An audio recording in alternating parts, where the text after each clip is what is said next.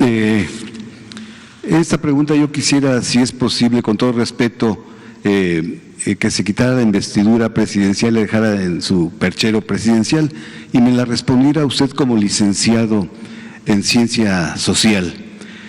Usted aquí nos presentó en este espacio un análisis de géneros de opinión. Le comparto con usted datos de mi gran reportaje para titularme como maestro en la Escuela de Periodismo Carlos Septién García, y estos datos son pues de la empresa Parametría. Ella señala que pues hay una gran crisis de confianza en los medios tradicionales, señala que el 17% de los encuestados confían en la televisión, 19% confían en la radio y 21% confía en los periódicos. Igual, presidente, tengo este dato de Edelman Trust que dice que pues México es uno de los 20 países del mundo con mayor desconfianza en sus medios. Presidente, la otrora prensa oficial del neoliberalismo opta por el papel fácil de víctima, de acusar que desde el poder del Estado, del poder del gobierno, se le golpea, o bien, como dice Sergio Sarmiento, admite que se le está golpeando, que usted no es el más golpeado, que no es usted el más atacado. ¿Qué opinión le merece a usted como licenciado en ciencia social? No, pues mire, es muy fácil de contestarle a Sergio Sarmiento. Él escribe en el Reforma y le dan una entrevista en 8 columnas, o mejor dicho, en la primera plana, en el Universal. ¿Cuándo se había visto eso? Díganme. Si eso se veía en el gobierno del presidente Peña o del presidente Calderón. No. Ahora se están agrupando toda la prensa conservadora y están en una campaña en contra del gobierno. Pero ya lo expliqué hace 2 días o ayer. Nosotros tenemos ventajas. Primero,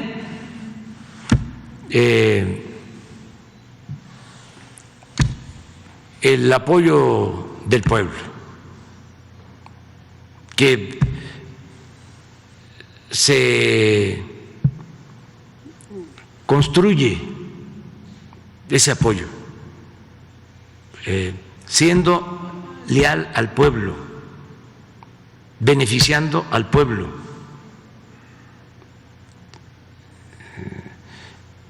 Así se tiene el respaldo del pueblo. Eso es el cimiento, esa es la base para poder llevar a cabo una transformación.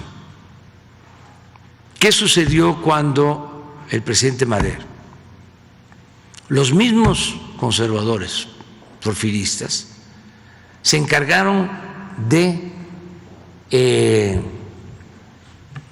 alejarlo del pueblo?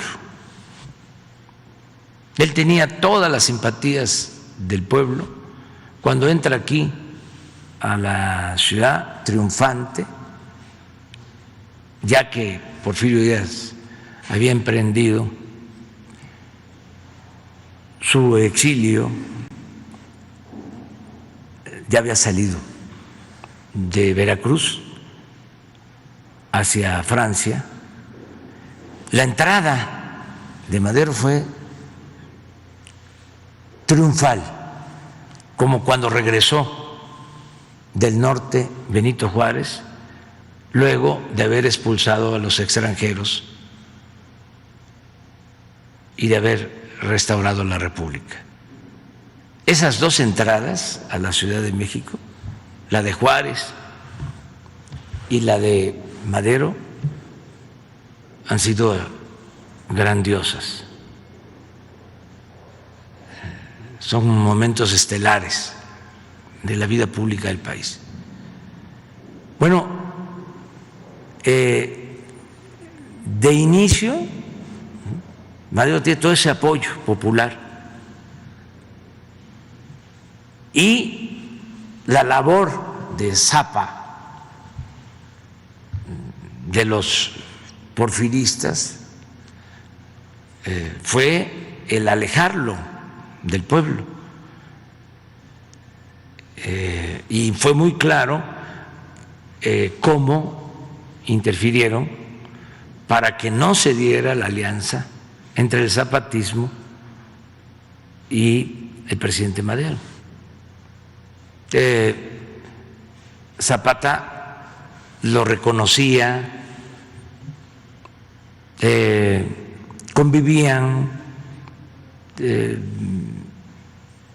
Una vez le escribió Madero invitando a Zapata a que lo acompañara a los baños termales en Tehuacán, y estaban hablando y buscando la paz, llegar a un acuerdo sobre el tema agrario, y estaba el gobierno interino de León de la Barra dedicado a romper esa alianza, al grado de que estaba hablando en Morelos el presidente Madero con Zapata, estaban llegando a acuerdos, y irrumpe el ejército para enfrentar a zapatistas. Entonces se fue quedando sin el apoyo popular. Acuérdense que el plan de Ayala es no solo la demanda de la entrega de la tierra a los campesinos, sino es también el desconocimiento a Madero y el reconocimiento a Pascual Orozco. O sea, ruptura completa. Entonces se queda Madero sin base y lo atrapan los antiguos militares porfiristas, los que habían encabezado las misiones para reprimir a los mayas, a los yaquis, Blanquet, Huerta, el mismo Bernardo Reyes. Entonces lo rodean y lo traicionan. En ese entonces la prensa también porfirista, de ahí viene la frase durísima que nunca se la perdonaron de Gustavo Madero, porque con Porfirio Díaz no había libertad de expresión. Bueno, tan no había que los Flores Magón tuvieron que hacer el periodismo desde Estados Unidos,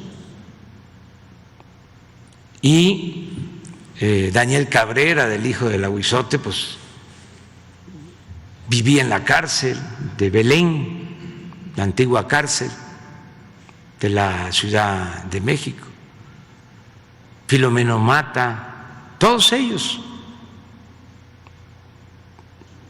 Entonces, cuando surge el movimiento maderista, como él era un hombre bueno,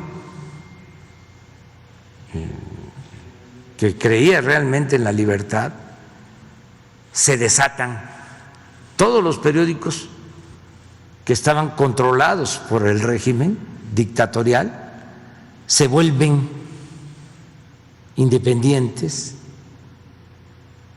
y emprenden una campaña de desprestigio en contra del presidente Madero. Casi todos. Y de ahí viene la frase de Gustavo Madero: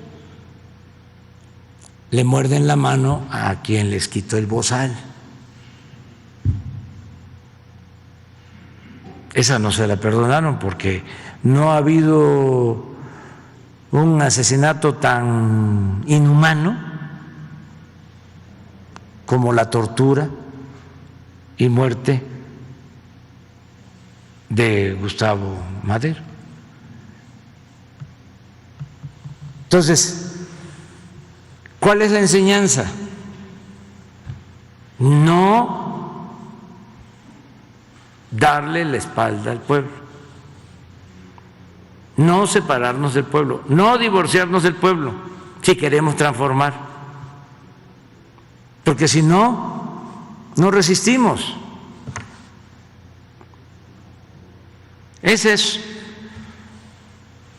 una lección, una gran enseñanza. La segunda,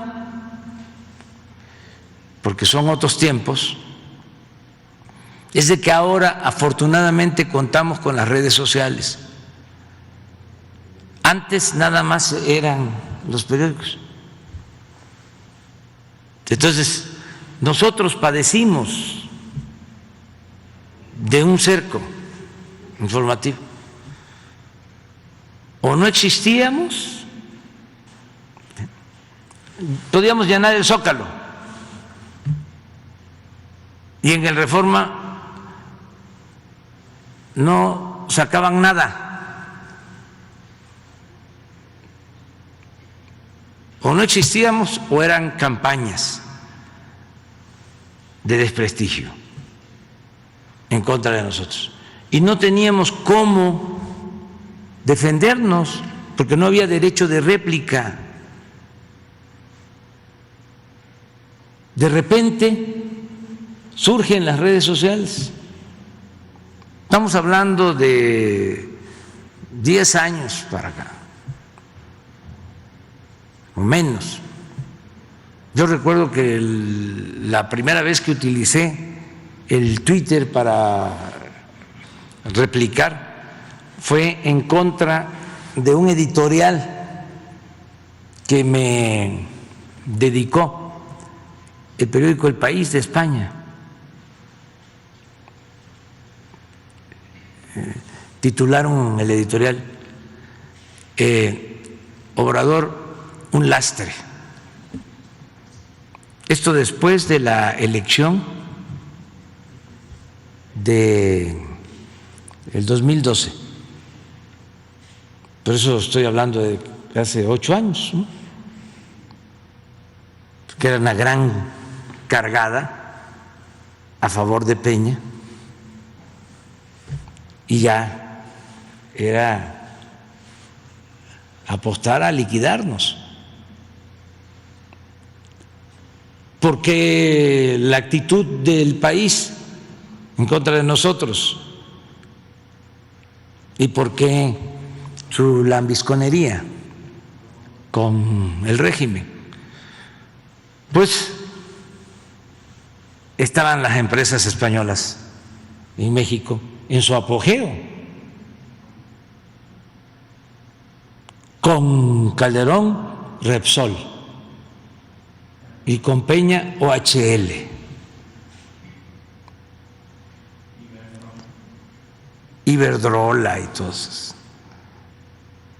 Bueno, entonces ahora ya se cuenta con las redes. Hay quienes se enojan porque también en las redes pues existen campañas pagadas con los bots, pero con todo cualquier ciudadano puede expresarse.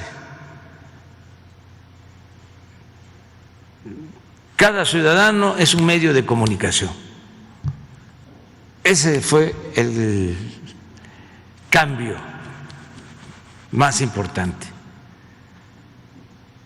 Entonces, no es esperar a que publiquen la carta aclaratoria en el Universal, en el Excelsior, en el Reforma, porque no la van a publicar, o la van a publicar 3, 4, 5, 10 días después de que pegaron el golpe, con la máxima de que la calumnia cuando no mancha tizna. Entonces, ahora existen las redes sociales y también les puedo decir, quedamos de que la investidura la ponía yo a un lado, ¿no? Estamos hablando de un asunto importantísimo que tiene que ver con el análisis y la reflexión sobre los medios. Bueno, en el caso de las redes es distinto el Twitter que el Face. En lo que a nosotros corresponde, el Face es más abierto y tiene una explicación. El Face es más popular. ¿Sí? El Twitter tiene que ver más con clase media hacia arriba. El Facebook es para mayor población. Lo segundo es de que por las características de nuestro gobierno, el apoyo lo tenemos con el pueblo. Entonces, por eso lo que publicamos en Face tiene mucho más impacto, es decir, se extiende más, se reproduce más que lo de Twitter, que es más limitado. Y luego hay otra cosa que lo debería de ver Twitter. Me refiero desde luego a Twitter México, porque no creo que sea así mundialmente. Aquí, en el caso del Twitter, es donde hay más manipulación con los bots. En Face no pasa eso.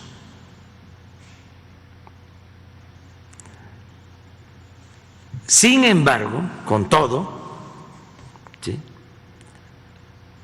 son benditas redes sociales. Y lo tercero que nos ayuda mucho son estas conferencias. Imagínense si el presidente Madero hubiese podido tener la oportunidad, si hubiese contado con esta forma de comunicación. Él, que era tan inteligente, un hombre culto, convincente, bueno, hubiese podido, ¿no?, contrarrestar a toda esa pandilla de rufianes, ¿no?, que lo atacaban y que terminaron quitándole la vida. Entonces, ese es el fenómeno, ¿no? Desde luego, nosotros vamos a ejercer nuestro derecho de réplica, tenemos que informarle a la gente, tenemos que aclarar, argumentar, sin censura. sin que ningún periodista, ningún medio de comunicación sea censurado, sin que nadie sea perseguido, sin que a nadie se le quite su programa, como pasaba anteriormente, cuando Calderón se acabó el programa de José Gutiérrez Vivo, lo arruinaron.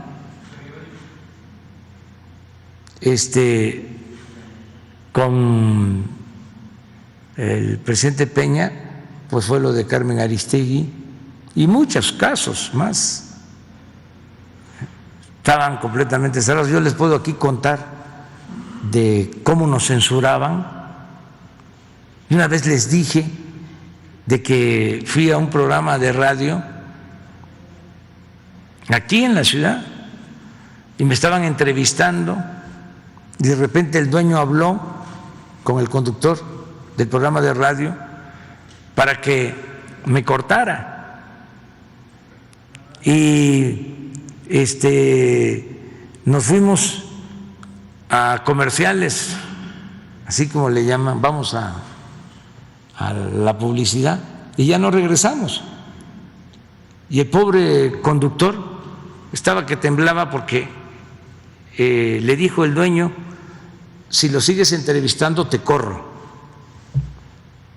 Y entonces pues yo le dije: no te preocupes,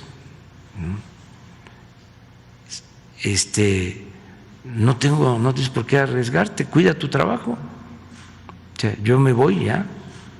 Y él también pues muy incómodo conmigo, porque incluso llevaba tiempo buscando entrevistarme, y ese día, porque todavía dijo: ya vamos a seguir hablando, todos los que tengan que preguntar algo, que llamen por teléfono, aquí está Andrés Manuel López Obrador. Y de repente un ayudante llegó y que le hablaban: ya vamos a regresar, y ya no regresamos. En otra ocasión en Guanajuato, también un conductor de radio decía: oiga, usted habla así un poco como Sarmiento, ¿no?, de que no se le entrevista y que se le tiene bloqueado. Yo le invito a mi programa de radio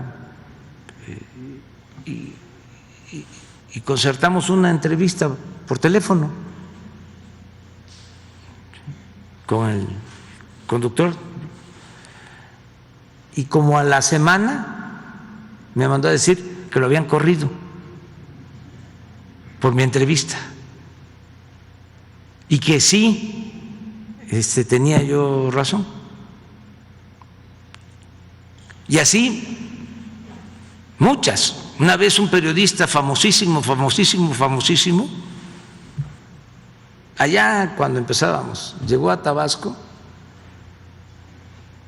en una estación de radio y me hizo una entrevista,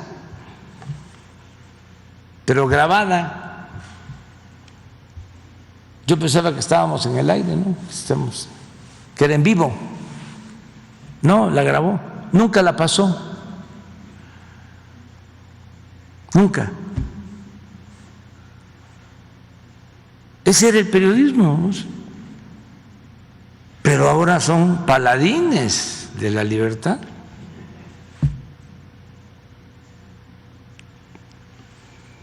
Por eso tenemos que ejercer nuestro derecho de réplica y al mismo tiempo garantizar el derecho a disentir y no limitar la libertad de expresión, a nadie.